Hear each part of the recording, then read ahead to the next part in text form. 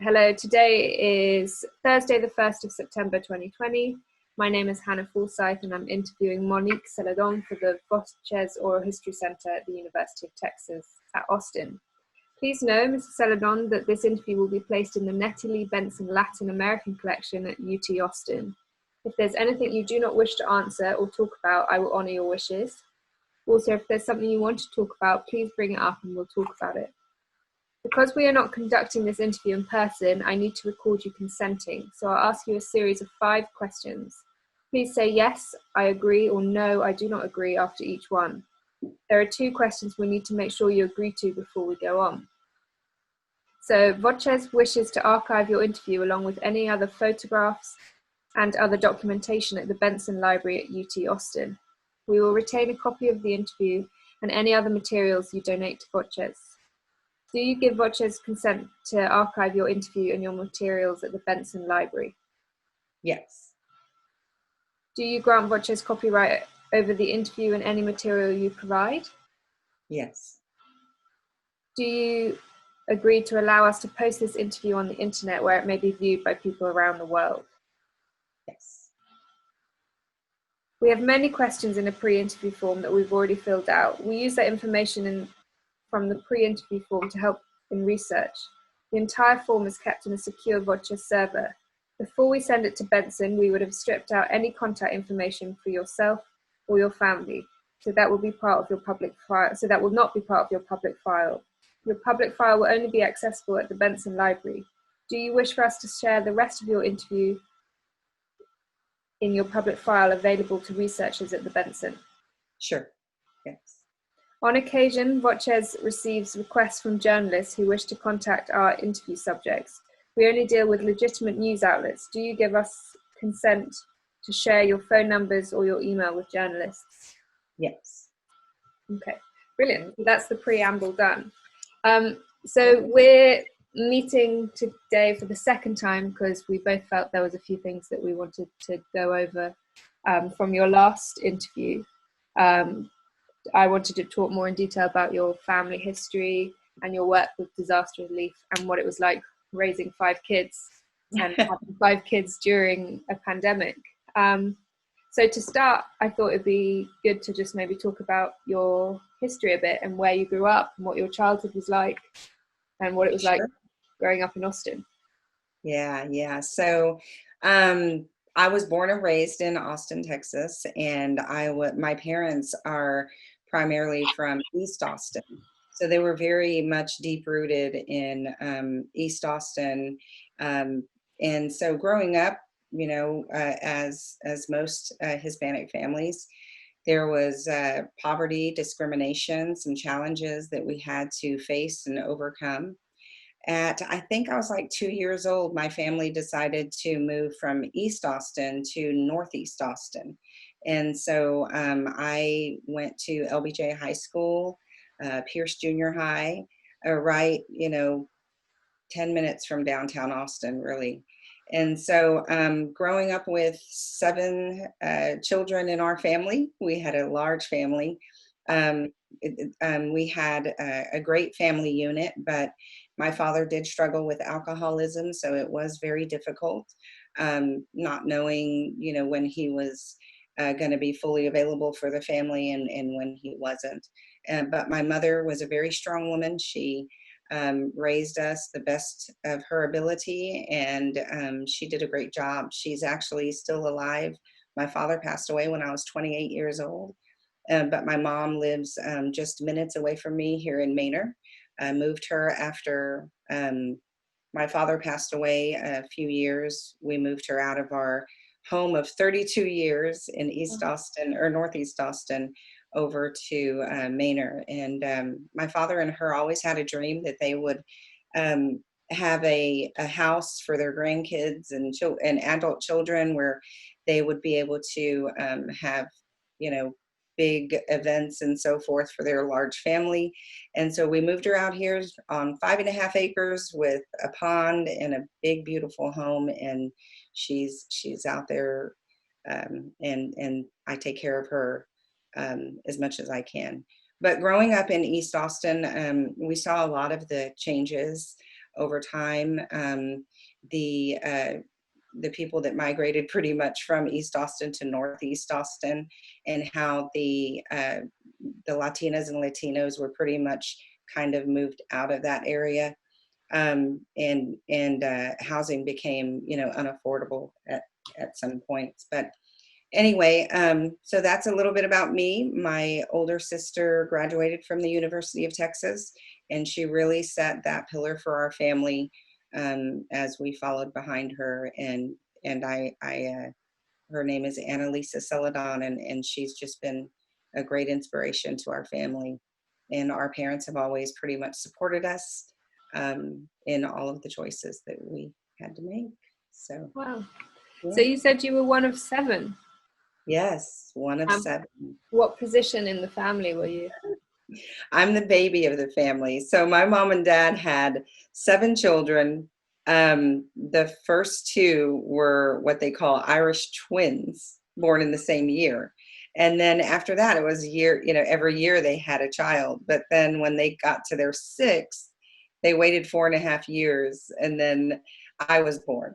So growing up, my siblings always teased me and said, you were unplanned. So it was kind of funny. But growing up as the baby of the family, there were many great opportunities, but then there was also the downfall, like the downside of being the baby, of always having to be blamed for everything, and and just being picked on by my siblings. But I think that definitely strengthened me to be who I am today. But we had a great family. I mean, we did lots of things together and supported each other as we grew up. That's amazing. So you said you were picked on. Did you feel you had a good relationship with your siblings? Yeah, definitely. Picked on meaning just, always go get me this or do this, or, it was Monique's fault. She left that there. It was just more of just sibling stuff that goes on. I mean, raising 5 children, I kind of saw the same dynamic, and the baby always kind of got the short end of the stick. Mm. Just to touch on a few things that you mentioned already, you said that lots of Hispanic families move north because you start to see the changes in East Austin, being housing prices going up. Can you describe any more changes that you saw happening over time? Yeah, I mean, definitely with all of the changes and the growth that Austin had. I mean, several of our families were kind of moved out north. At the time when we moved, it was great because our parents felt like, we were going to be in a position of better opportunity, and the schools that we were going to, and so forth. But Austin has definitely been sort of segregated from East Austin, West Austin for a very long time. And I saw that, firsthand, being an Austinite, as much as Austin has grown. And I still have family in East Austin that have never moved, and now their homes are worth, millions of dollars. And so, but but that's okay. But some of us moved, and some of us didn't. The family home, though, stayed in our family for years, and so my mother finally sold it once my father passed away. My parents were investors, so they not only kept the home in East Austin, but they also purchased properties. And so when people ask me, how did when did you become a realtor? Sometimes I tell them, when I was 9 years old, because my parents used to have me look in the Sunday early classified ads in the paper on the breakfast table and tell me, pick out our next investment home. And so I was always making phone calls and stuff, but I think it was a way for them to keep me busy. And so, but yeah, so everybody asks me all the time, and I go, I started real estate when I was very, very young, because I was very active in all that my family, my parents did. So. being the baby, I was always the one at home with them. So can you tell me a bit about high school and then kind of growing up? Did you go to college? So after high school, I became pregnant in high school, and so I dropped out of school my senior year. But then there were two great educators who came to my door, and my parents were kind of like, "Well, you've got to choose now. You're pregnant, and so you're choosing to have this baby. You need to go and work." And so I quit like for 3 weeks, but then I got a knock on the door, and these two educators came to my house, and I'll never forget. They started to say, "You run circles around some of these students. We need you back." And they encouraged me to go back to school, and I did, and I graduated that year 8 months pregnant with my first child. And so I tell that story as now I'm a Manor ISD school board trustee. When I go to events and I'm asked to speak, I tell that story because I want to ensure that every child has the right to the same education. And if I wasn't given those opportunities early on, I wouldn't be sitting here today talking to you. That's a guarantee. I did decide to get my real estate license very early on. Back then, we had opportunities to go to college, but I believe that, my parents just were not educated enough in the system and how to pursue a college degree. So I went to the University of St. Edwards in my adulthood. And I was struggling doing that with 5 children. And, I was separated from my husband at the time. And so it was very difficult. I sometimes took the kids with me and they sat outside of the class, or, my older son took care of them in the courtyard or whatever. And I had a professor sit down with me one day, and she said, "Monique, what are you doing?" And I said, I'm trying to show my kids that, college is very important, and I want them to follow in my footsteps and go to college. And she goes, "You're a very successful woman. People look up to you. You're a great advocate for your community. Stop stressing yourself out." And so I thought about that, and I really thought, because nobody would be able to tell me how to think or what to do. And so I really did think about it, pray about it, and then I withdrew the next semester, and I continued my business, and soon opened Celedon Property Group, which is my real estate business. So Amazing. I have some college. Um, just to go back to these two educators that came to your door, who were they? Were they from your school? Yeah, they were from, I attended McCallum High School here in Austin. I went to LBJ first, and then when I started falling behind and stuff, my mother transferred me to McCallum High School. And so there was a program I remember called the Zenith Program. And so these two educators, I believe, were over the Zenith Program. And they came to my door and told me, "We will do whatever it takes for you to graduate this year." And I kept telling them, "I'm so far behind now. There's no way I could catch up."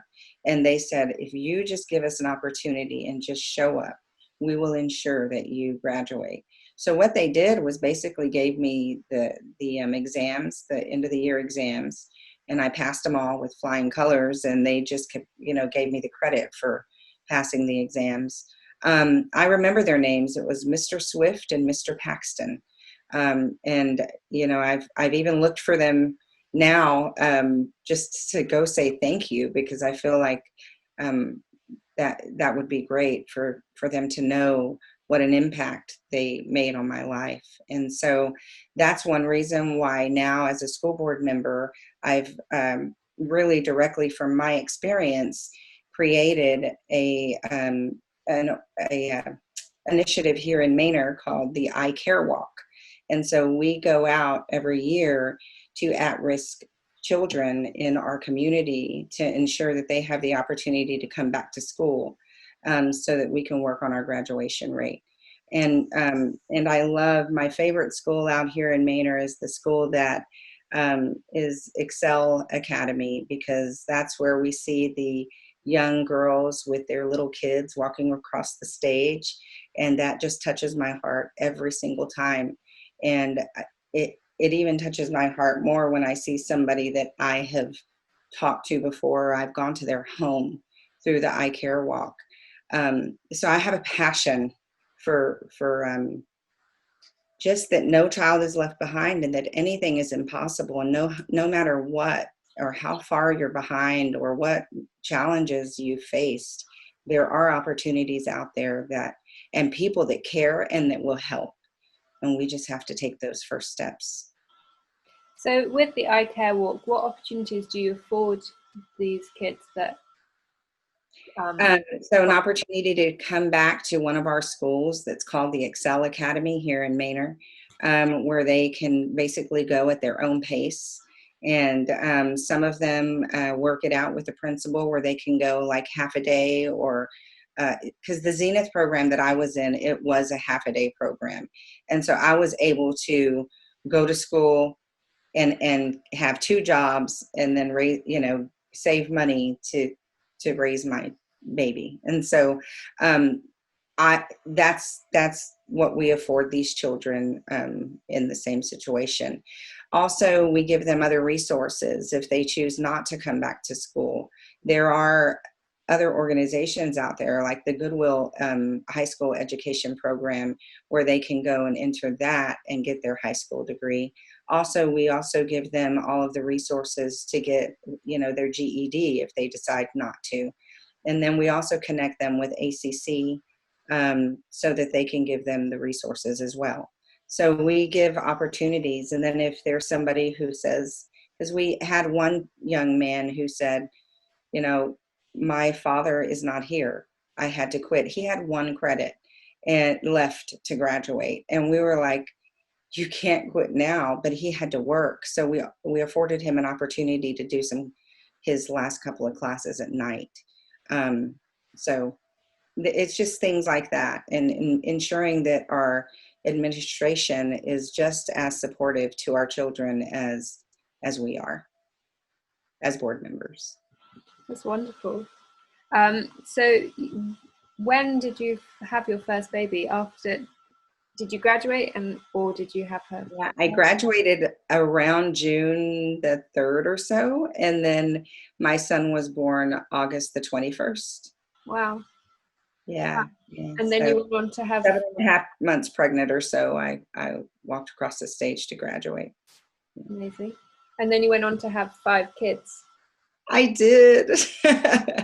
I stayed with my high school sweetheart, and then we had 5 kids. And at 27 years old, he contracted cancer, and so it was really, really hard raising 4 children, with a husband that had cancer, very, very young. And we had moved to Manor about that same time. And so it was really hard. And they told him he would never be able to have children again. And there was a very slight chance. And then a couple of years later, we had Gabby, which is my youngest daughter. So again, God knows the story. We don't. We don't know what he has planned, because we thought we were done, and then we ended up having her. So can you tell me a little bit about your kids? Yeah, sure. So my oldest son, AJ, he is living in Dallas with his partner. When AJ was 14 years old, he came to me and told me that he was gay. And he was crying. I remember the day that he told me, and I told him, I love you no matter what. But he did face a lot of challenges growing up, to a point where he, contemplated committing suicide at some times. And so he had a really hard time here in Manor. He went to high school here. He was picked on. He had his chair pulled out from underneath him. He was just ridiculed all the time for him being gay. And so it was really hard living in a small town where, that wasn't really accepted. back then. Of course, now things are different. When I contemplated running for school board, I had to go and ask him, are you okay with this? Because this was a school district that ultimately failed him. He ended up quitting high school, but then getting his GED and going to college before any of his classmates that were graduating, even their senior year, he was already in college. But now he's like the HR coordinator for a great company in Dallas, and his partner works at Frito-Lay, and they do very, very well. Very proud of him for all of his accomplishments, and even after everything he faced, he still went to college and is doing great. Alicia, she is my second child, my young girl that I said after I have the boy and girl, we're stopping, but that didn't happen. So Alicia has done an amazing job. She also faced many challenges in high school, but she graduated, she went to college, she got her communications degree from Texas State University. She has a little baby now. They own their own home out here in Manor. She said she'd never move back to Manor, but she moved here, not too far from me. She married an amazing husband, Nick Librand. He's my son-in-law, and they do great.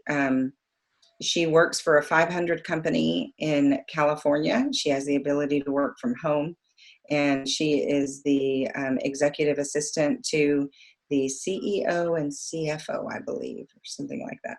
But so she does great. And then Brandon, he actually lost his job during the pandemic. He was a baseball lover growing up in high school. He was a great kid. He graduated in 2014. He's still with his high school sweetheart, and they have an amazing little girl. They were living with me for some time to save some money to get their own place, to purchase a home, but then the pandemic came and he lost his job. So now he is staying home with his baby, and his girlfriend goes to work. But when he goes back, he was a truck driver. So eventually he'll go back and everything will be back to normal. My son, Christian, so I'm going in order. He is 22 years old, and he actually got married and had a baby right outside of high school. But right now he is in training to be, an assistant general manager, I believe, for Cilantro Restaurant.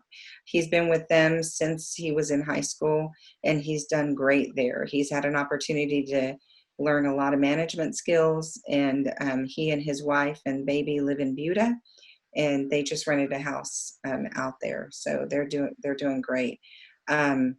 He was growing up, he was my baby boy, and he got away with a lot more stuff than the other two, but he made it out okay. And then Gabby, she's doing great. When she was growing up, she was sick a lot, and we found out that she had an immune deficiency. And they continue to see her. They haven't really diagnosed her with anything yet because they felt like she was way too young, but she still has these illnesses every few months where she gets really, really sick. And I thought she wasn't going to graduate from high school. Her last senior year, she decided to kind of stop going to class and just kind of messing up. And then all of a sudden she's off to college, and she's doing great. She was on the dean's list, and she's doing great. She was at University of Texas at El Paso, and now she's at the University of Texas at San Antonio. So there you go. So my youngest is 19, and my oldest is 32. Have you enjoyed being a mother of 5? Absolutely, every moment. Well, I mean, of course, there's their ups and downs, but one thing I've always told people is that no matter what parents they have, they're going to make their own choices. And I was one of those parents who always said, I'm going to support you, whatever choice you make, even though I disagree. So they grew in to be great adults and individuals, and I've always given them that encouragement to choose whatever is good for you at the time. And so, I mean, I'm not gonna lie, it was very difficult. And looking back, sometimes I think, how in the world did I do it? Especially, they were all like 3 years apart. But it's doable, and I wouldn't do it any other way. I feel like because we have a big family, we are very close. When we have gatherings or we go away on vacation together, things aren't always perfect, but they are definitely, my home is filled, my heart is filled. And so now we have 3 little grandbabies that are almost walking around, they're crawling. And so it's been great. It's great. Yeah. How did you navigate 5 kids and your partner being sick when he was 27? Yeah, so that was really hard. I remember looking back now, my house was always a mess. Sometimes I would come home and my husband would literally be on the floor because he was so weak from radiation that week or that day. And we couldn't afford childcare, so he was taking care of my 10-month-old at the time. And I would come home and have to literally pick him up off of the ground and put him in bed, while my son was either in the playpen or in the high chair. So it was really, really a hard time.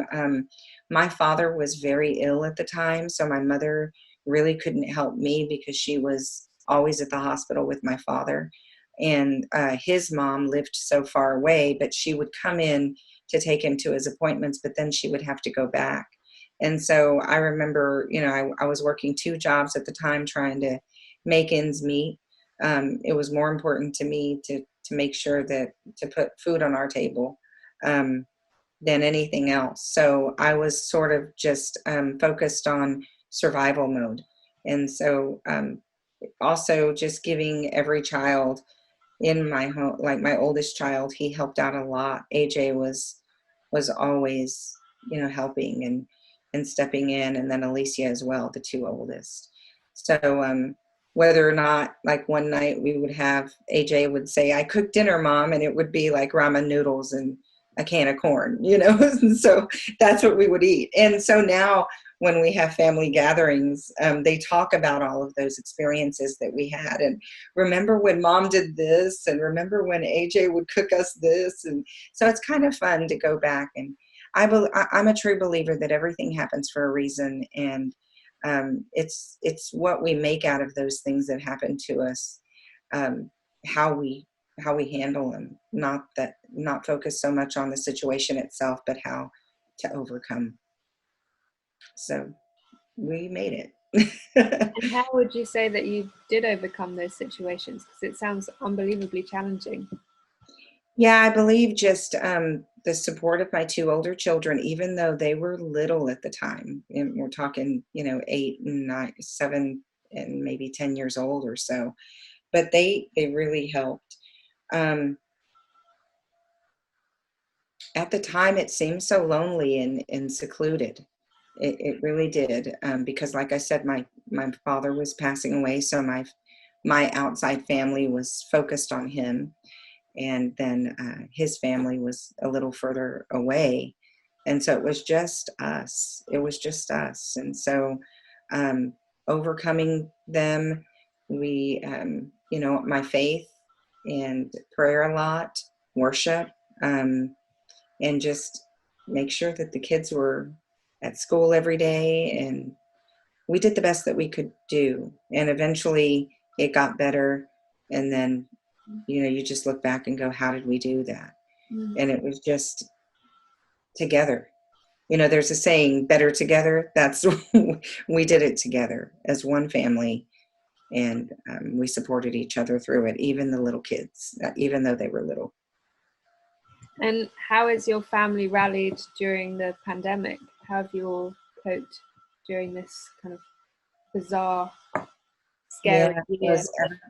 every one of them made these choices. I've always, like I said, supported them in their choices. And my older son decided we're going to stay away. We're going to stay in Dallas. We're going to be um, uh, isolated and quarantined. And so I respected that. And so did my daughter and her husband. And I respected that. And then the couple that lived here, Brandon and his girlfriend had to go to work every day. She continued working, and so she would go to work and come home. So it really kind of separated our family. It really did, because there was no more Sunday dinners.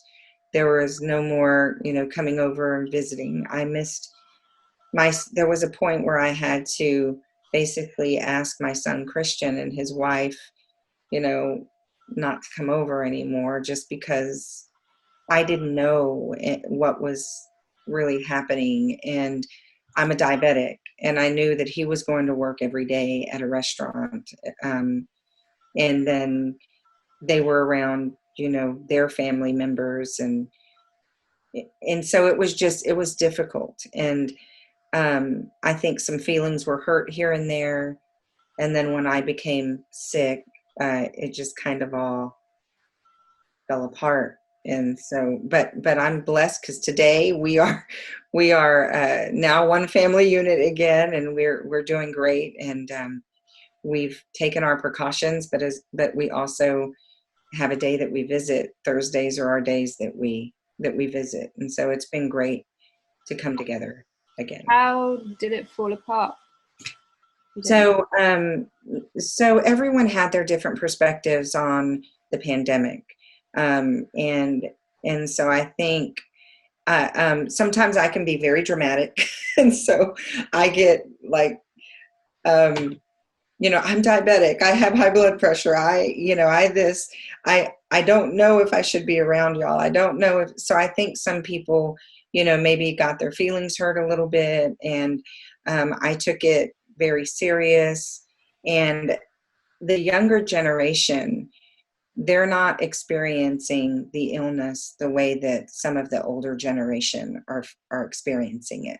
And so I think that at times maybe there were perceptions of me thinking, oh, they went out with their friends and I don't want that to come in here. And, so there was just different perspectives. And so I think, and then we had this big family trip. I think I talked about it in the first interview. We had this big family trip planned.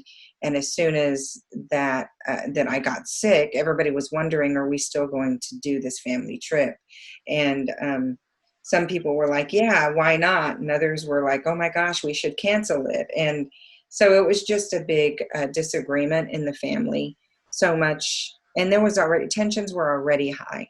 Tensions are already high in all of us with everything that we're having to change.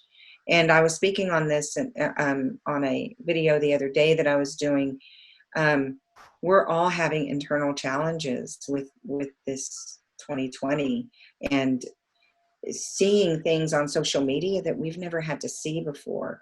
And so all of our tensions were already high, and I think it just exploded.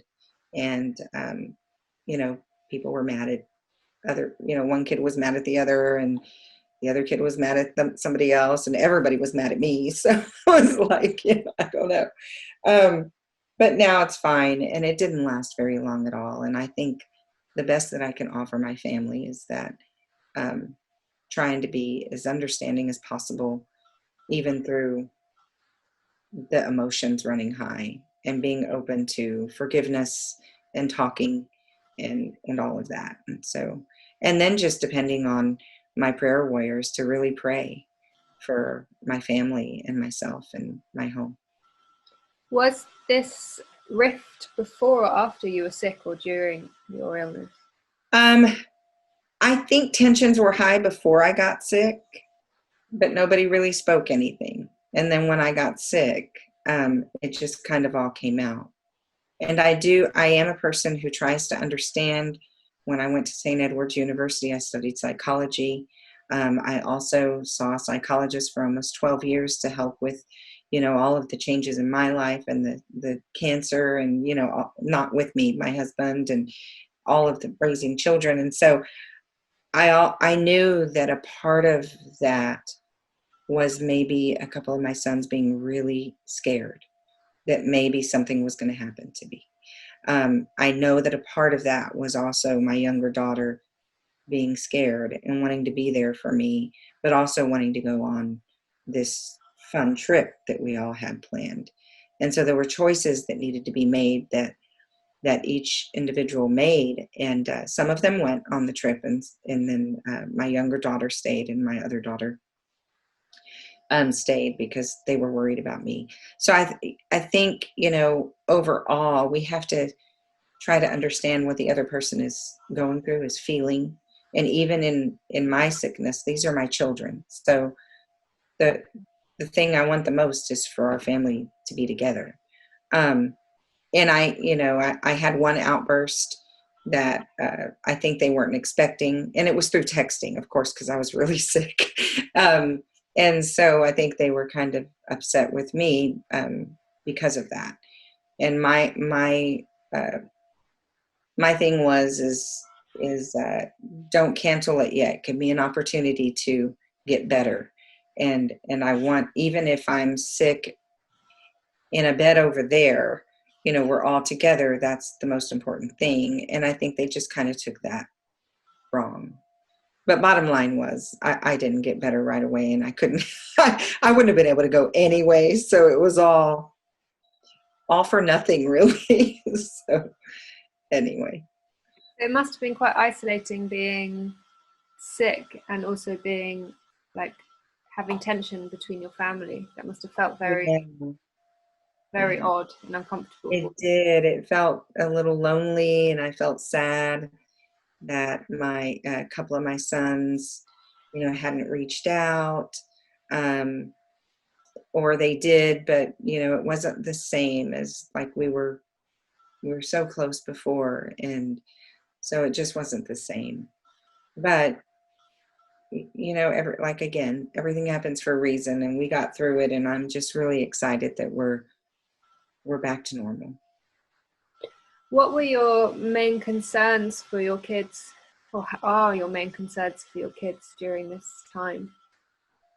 Well, my main concern for one of my sons is, his employment and his financial security. And right now they're doing well because he had saved so much money, or they both did. But, how long is this going to last? Where he used to deliver furniture and, drive trucks. And so some of that work is just not there anymore, or childcare hasn't always been available because of the pandemic. And so they've had to struggle. So that's one big worry there. Or that one of them gets sick and they're that one in, however many that it turns for the worst and they end up in the hospital or something. So those are my concerns for my children. I know that I've done the best to my ability to raise very independent kids, and I try very hard not to worry, but you never stop being a mom. You never ever stop being a mom. So it's always there. And speaking of worrying, you mentioned a moment when Gabby was going to and from university that you said was very difficult for you. Can you elaborate? Oh my goodness. Yeah. So, so Gabby was here visiting from the University of Texas at El Paso. She was visiting for spring break, and that's sort of when everything hit. And so I had jumped into help my community mode, and I was out there serving my community and just being out there all the time. And I think she felt, maybe now looking back, she was probably worried a little about the pandemic, what was going to happen, even though she didn't voice that to me. We were supposed to go back together to go and get her stuff when they shut down the university. But because she wasn't speaking to me at that time, because I was so busy doing other things, she kind of, I think she needed her mom here.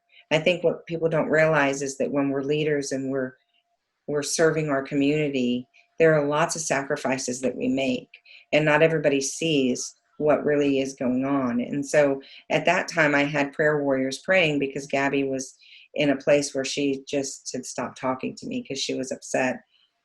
I think that, I was helping everybody else but her. And so then one day somebody told me she left. And so she bought her plane ticket and she flew out to El Paso without me even knowing. And there's this 18-year-old young girl in the middle of a pandemic decides to go back, get her car, pack her car full of her stuff, and drive back 10 hours in the middle of the night to come back home. And so that I was worried sick. And somebody kept sharing her location with me so that I would know she was okay. Um, and so she got back. So there was a little guilt that I had as far as like I could have maybe fixed that. And the thought of, well, if I wasn't out there helping my community, then she wouldn't have had to be alone. But we did have an opportunity later to talk about it. When she came home, I was like, hugged her and told her, I'm so glad that you're here. I had started texting her and telling her, I hope you're safe. If you need anything, let me know. And so, but she made it. And I think as parents, we don't want to release our children to do things that are adulting. And so she was like, I don't even know what you were worried about, but there's lots of things to worry about. But I'm glad she made it. But I'm sure there were lots of students around the world that were experiencing the same. And whether, you know, going out of the country or 10 hours away or 2 hours away, there were so many students that didn't know what was going on. I mean, she had to abruptly move out of her dorm and come home. She was made to move out the dorm. She had to take everything with her. She had to take everything with her. They shut down the college completely, and everybody had to move out. So that must have been very disorientating and bizarre. It was. And like I said, it was so sudden. So looking at plane tickets, trying to get back there, there was a lot. And I know she was texting with her friends and, what are we going to do? And, all of this stuff, because she was in a dorm with other girls. So. But at this point, you were very, very busy with all your work with disaster relief, right? Yes, absolutely. So this was spring break time. So whenever the March 10th week, March 16th, somewhere around there, they were like, so at the time back then, we didn't know what it meant when they were talking about locking down. So I'm thinking they're going to lock down, the military's going to come. Like, I didn't really know what was going to happen during a lockdown. Are they going to lock down and, shut the highways where she can't even come home? So there were a lot of thoughts, and I had to process and research and figure out, what does this all mean? Because I'd been so busy out on the front lines helping and feeding and checking on the elderly and the disabled and all of that. So I wasn't watching a lot of news and didn't know exactly what was going on. I just knew people were talking about this big lockdown was going to happen. And it was right when she was driving back. And so I was really scared. Yeah, it's very scary unknowns. If they're on the highway or something like that. Yeah, lots of unknowns.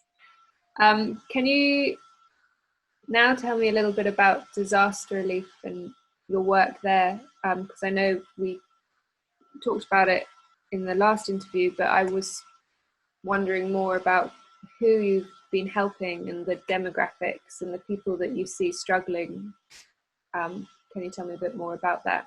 Yeah, sure. So definitely we started out helping the elderly because we knew that they were going to need to stay out of the stores. And but the demographics here in Manor is, and this is where we help, we have about 68% Hispanic, and then it goes from there. But what we've noticed is So going back, we started out with the elderly, and we also included the disabled, and we also included the mothers with infant children. But as an organization, we decided, um, I saw the need in other places as well. So although we don't advertise that we help other people, we have not, by the grace of God, had to turn any family away. And I have families that come to me that are at all levels, all demographics, all levels of income have come and asked for help in one way or another. And so this pandemic has not only hit the poverty level, it's hit the middle class as well.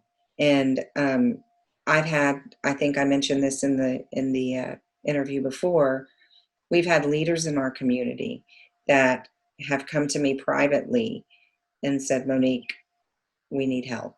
And we've helped them. And I've met people at 6 a.m. in order that nobody will, to keep the privacy so that nobody will see their car there, or, you know, whatever. Or I've met them really late at night, to get them the help that they need.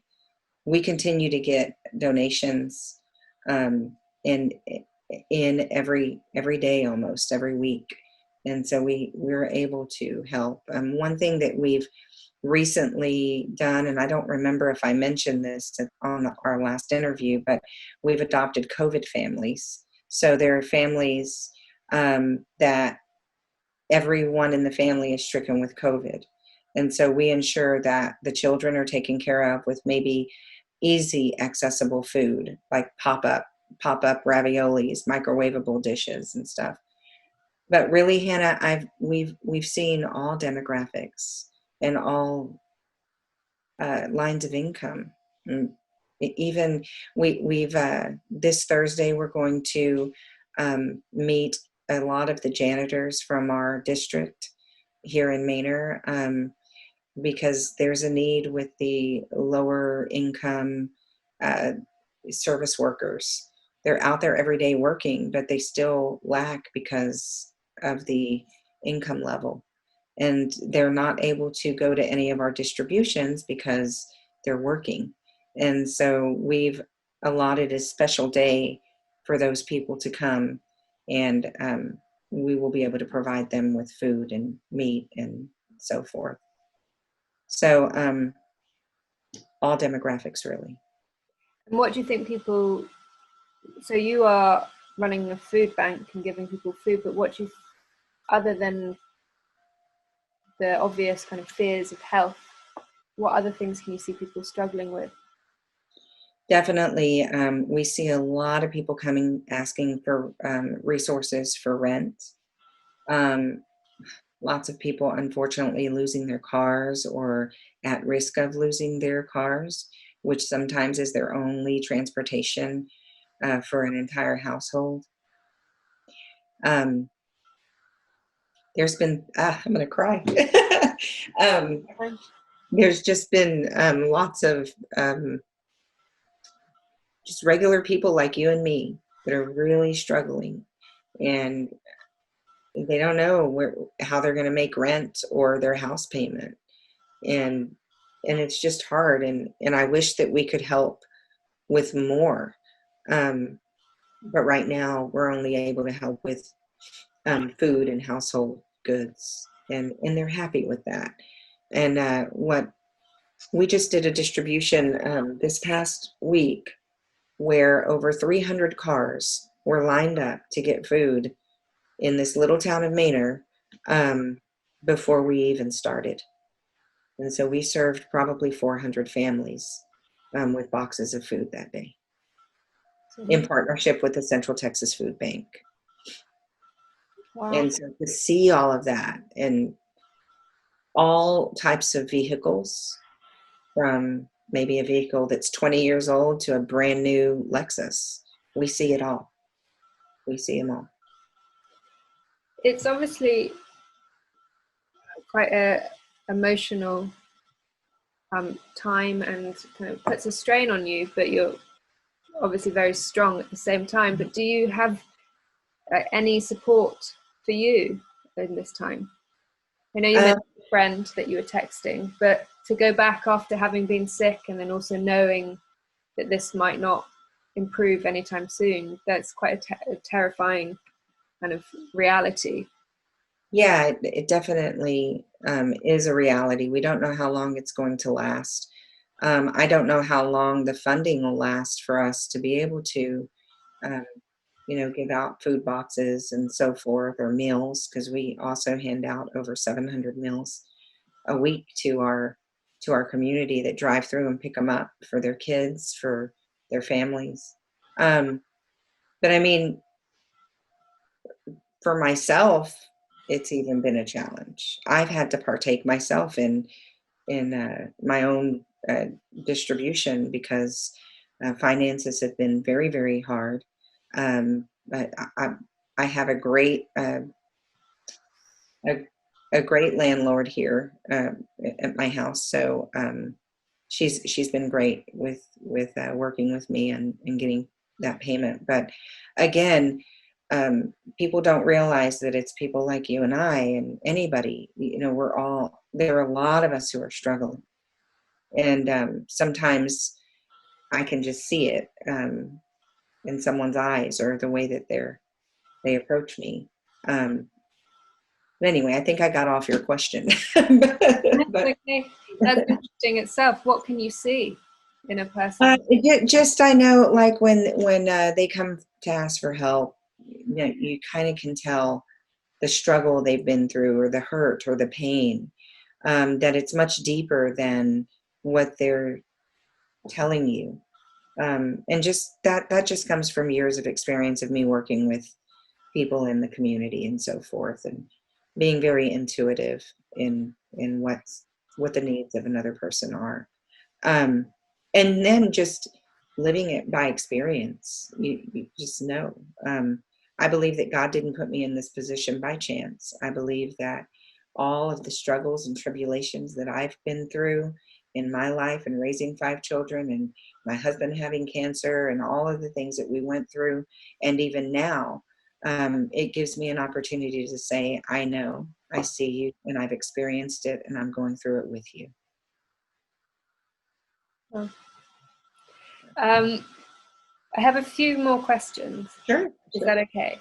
Yeah. One is just, I'm quite interested in the logistics of how disaster relief works. You have lines of cars. Who is handing out the meals? How do you hand them out with social distancing? Okay. Sorry, yeah, go. Oh, that's okay. So from the very beginning, we took lots of precautions, from taking temperature at the door when you walk in, only having a certain amount of people able to volunteer. I had to turn away volunteers sometimes, which always broke my heart, but I only kept it to 8 to 10 people in the building at one time. But the logistics, I would say there's I have a vice president, and I have a treasurer, and I have a lot of support. And we have a board that really comes around and helps, and they all do their part. We have someone who is over social media. We have someone who's doing community engagement. We have someone who does elderly outreach. So that particular lady calls the elderly and checks on them at the community complex here in Manor, and she'll ask you, like, do y'all need food this week? And if they say no, we're good for now, then we go the following week.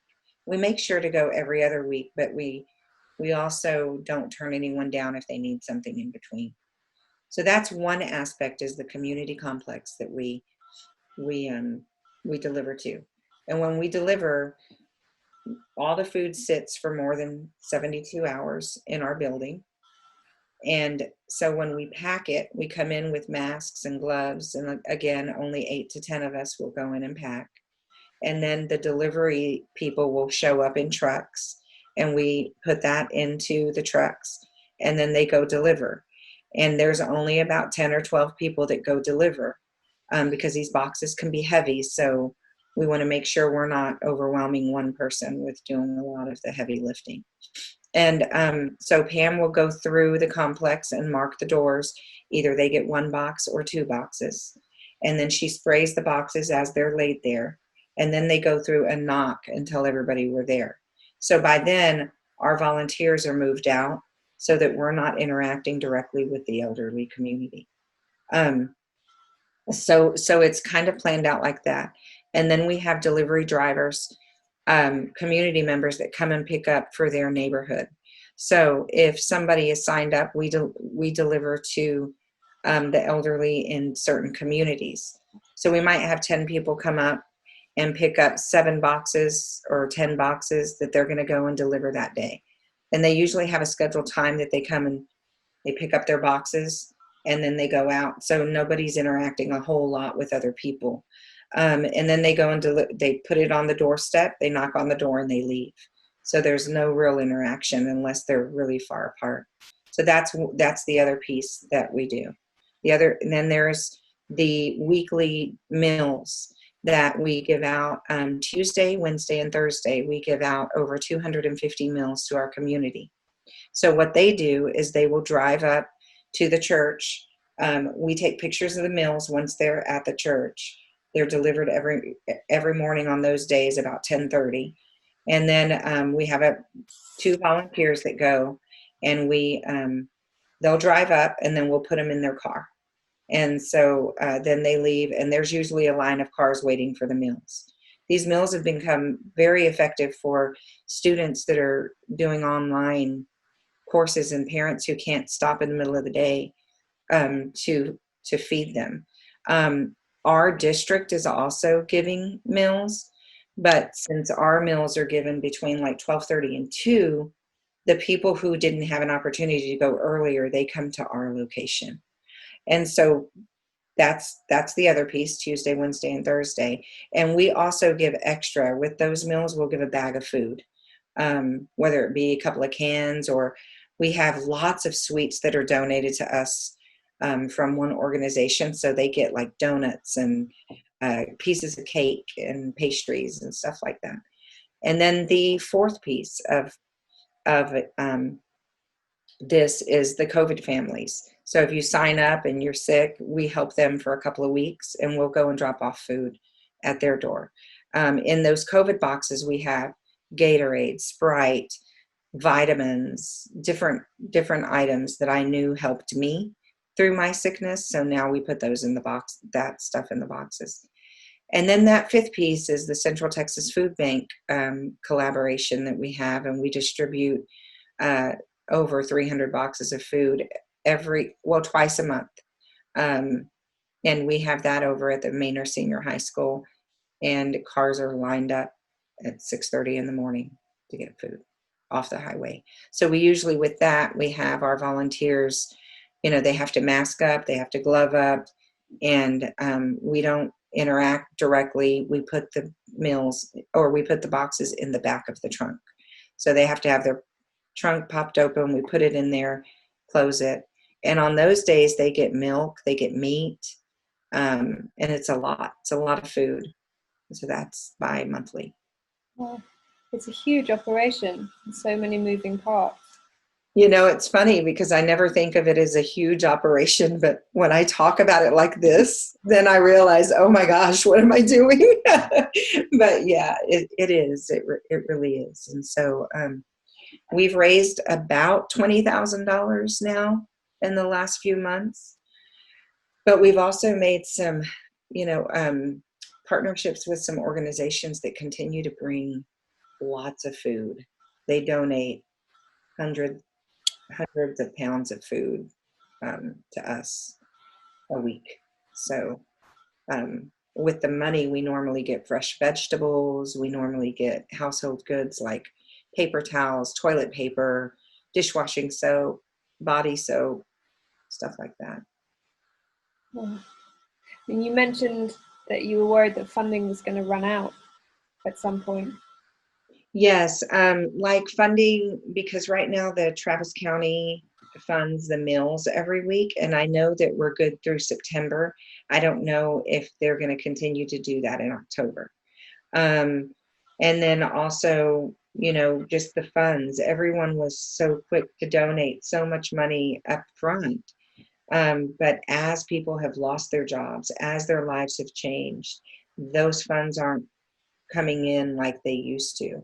But we do have one gentleman recently, he's an attorney, his name is Adam Laurie.